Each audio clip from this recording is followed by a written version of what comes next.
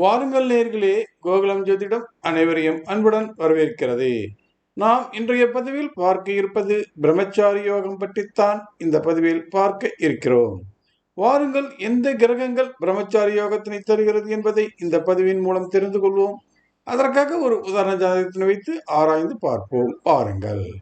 ஒருவருடைய மனதனை ஆளும் கிரகம் சந்திரனாகும். ஒருவருடைய ஜாதகத்தில் மனதனை ஆளும் கிரகமான சந்திரனோடு சனி இணைந்தால் அவருடைய மனமானது வறட்சி நிலையை அடைந்துவிடும். சனிச்சந்திரன் இணைவானது அனைத்தையும் துறந்து வாழ வைத்துவிடும். சனிச்சந்திரன் தொடர்பானது பெரும்பாலும் துறவிகள், முனிவர்கள், மகான்கள் ஜாதகங்களில் காணப்படும். ஒருவர் பிறந்த லக்னத்தோடு சனி தொடர்பினை ஏற்படுத்திக் கொண்டாலும் அவருக்கு துறவு நிலையானது ஏற்பட்டு விடுகிறது. எனவேதான் சனி சந்திரனோடு இணைந்தாலும் பற்றற்ற நிலை, சனி லக்னாதிபதியோடு அல்லது லக்னத்தோடு இணைந்தாலும் பற்றற்ற நிலை ஏற்பட்டு விடுகிறது. ஆனாலும் வாழ்க்கையில் சிலர் பற்றற்ற நிலையினை வாழ்ந்து கொண்டிருப்பார்கள். திருமணம் நடக்காமல் போய்விடும். அப்படிப்பட்ட நிலையில் உள்ளவர்களுக்கும் துறவிகளின் மனமொத்த நிலையினை கொடுத்துவிடும். அப்படிப்பட்ட குடும்ப வாழ்க்கையினை அடையாத ஒரு ஜாதகத்தினைதான் இன்றைய ஆய்வில் நாம் பார்க்க இருக்கிறோம். ஜாதகர் பிறந்தது மகர லக்னம். லக்னத்தில் சனி சந்திரன், மேஷத்தில் செவ்வாய், ரிஷபத்தில் புதன், சூரியன், சுக்கிரன், மிதுனத்தில் கேது, விருச்சிகத்தில் குரு, தனுசுவில் ராகு. இவருக்கு திருமணம் நடக்கவே இல்லை. திருமணம் நடக்க வேண்டும் என்ற நிலையினை கடந்த வயது. இவருக்கு ஏன் திருமணம் கைகூடவில்லை? இவர் பிறந்த மகர லக்னத்திற்கு 2ஆம் இடத்தில், அதாவது குடும்பத்தில் சனிச்சந்திரன் சேர்க்கையானது இருக்கிறது. மகர லக்னத்திற்கு 2ஆம் இடம் என்னும் குடும்பம் ஒருவருடைய குடும்பத்தினை அடையாளம் காட்டுகிறது. எனவே சனி சந்திரன் இணைவானது குடும்பத்தில் வந்தமர்ந்தால் அவருக்கு குடும்பம் ஏற்படுவது தடைப்பட்டது. ஒருவருக்கு விரக்தி ஏற்படுகிறது என்றால் 4ஆம் வீடானது எண்ணங்களை மாற்றிக் கொடுக்கும். இவருக்கு மகர லக்னத்தில் 4ஆம் இடத்தில் செவ்வாய் பஞ்சமகா புருஷ யோகத்தில் ரோச்சக யோகத்தினை கொடுக்கிறார். எனவே இவருடைய எண்ணங்கள் முடிவினை எடுக்கும் அதிகாரத்தினை துல்லியமாக எடுக்க வைக்கிறார். ஆனாலும் செவ்வாய் பெற்ற ரோச்சக யோகமானது பலன் தருவதற்கு முன் தனது பாதக இடத்தில் களத்திர தனாதிபதியை வைத்திருப்பதை இவருக்கு திருமண தடை என்பதை சொல்கிறது. மகர லக்னத்தின் பாதகஸ்தானத்தில் சயனஸ்தானமான அதிபதியான 12க்குரிய குரு அமர்ந்திருப்பதும் சயன சுகம் இல்லை என்பதை சொல்கிறது.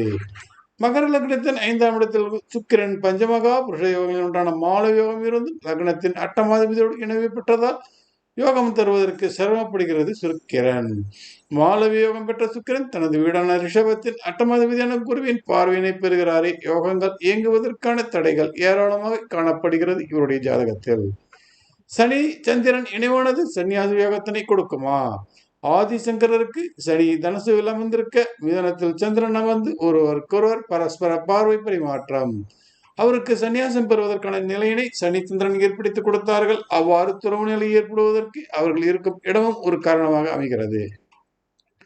ஆதிசங்கருக்கு 12 என முக்திஸ்தானம் சனிச்சந்திரன் தொடர்பில் இருந்ததால் முக்திக்கான நோக்கம் அவருக்கு இருந்தது. ராமானுஜருக்கு சனி தனுசுவில் அமர்ந்திருக்க மிதனத்தில் சந்திரன் அமர்ந்து ஒருவருக்கொருவர் பரஸ்பர பார்வை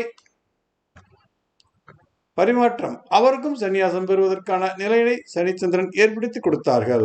அவ்வாறு துறவு நிலை ஏற்படுவதற்கு அவர்கள் இருக்கும் இடமும் ஒரு காரணமாக அமைகிறது.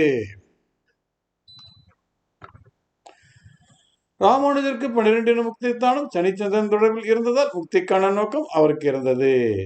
வேதாந்த தேசிகருக்கு சனி கடகத்தில் அமர்ந்திருக்க மகரத்தில் சந்திரன் அமர்ந்து ஒருவருக்கொருவர் பரஸ்பர பரிமாற்றம் ஸ்ரீ நந்தி யோகத்தினை தருகிறது. அவருக்கு சன்னியாசம் பெறுவதற்கான நிலையினை சனி சந்திரன் ஏற்படுத்தி கொடுத்தார்கள். அவ்வாறு துறவு நிலை ஏற்படுவதற்கு அவர்கள் இருக்கும் இடமும் ஒரு காரணமாக அமைந்து விடுகிறது. வேதாந்த தேசிகருக்கு 12 என முக்திஸ்தானம் எப்படி இணைவினை பெற்றது என்று பார்க்கலாம். சனி கடகத்திலிருந்து கன்னி லக்னத்தினை பார்வையிட்டார். இவருக்கு சனி லக்னத்தினை பார்வையிட்ட துறவு எண்ணத்தினை இவருக்கு கொடுத்தார். காஞ்சி பெரியவரின் ஜாதகத்தில் இந்த அமைப்பானது சற்று வேறுபட்ட நிலையில் காணலாம். காஞ்சி பெரியவர் பிறந்த லக்னம் சிம்ம லக்னத்திற்கு 2இல் சனி கேது இணைவானது ஏற்பட்டிருக்கும். சனி கன்னியிலிருந்து விருச்சிகத்தில் இருக்கும் சந்திரனை பார்வையிடுவார். எனவே இவருக்கு பற்றற்ற நிலை ஏற்பட்டது. ஸ்ரீ ஜெயேந்திரனுக்கு அவர் பிறந்த லக்னமான மகரத்திற்கு 2இல் சனி சந்திரன் இணைவு ஏற்பட்டிருக்கும். இப்படித்தான் சனி சந்திரன் தொடர்பானது ஏற்பட்டுவிட்டால் துறவு நிலை மனதில் ஏற்பட்டுவிடும். நன்றி, வணக்கம் நேயர்களே. மீண்டும் பிறிதொரு பதிவில் சந்திப்போம்.